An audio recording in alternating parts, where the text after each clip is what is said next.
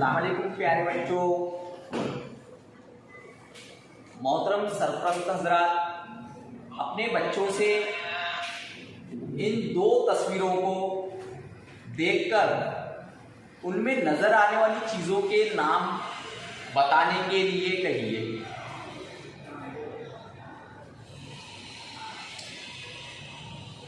प्यारे बच्चों, आपने अपने सरपरस्त हजरात को बताया होगा कि यहाँ पहली तस्वीर जो नजर आ रही है इसमें एक तालाब नजर आ रहा है, कच्चा रास्ता है, उस पर एक बैलगाड़ी नजर आ रही है, एक मंजिला मकानात नजर आ रहे हैं और घास फूस पेड़ पौधे नजर आ रहे हैं।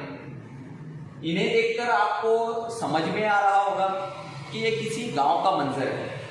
और दूसरी तस्वीर जो आप देख रहे हैं इसमें बड़ी बड़ी इमारतें नजर आ रही हैं, मॉल्स और दुकानें नजर आ रही है, कदे आदम होर्डिंग्स लगी हुई हैं और कारें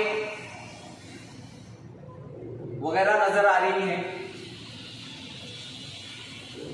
इस तस्वीर को देखकर आप समझ गए होंगे कि ये किसी शहर की तस्वीर है।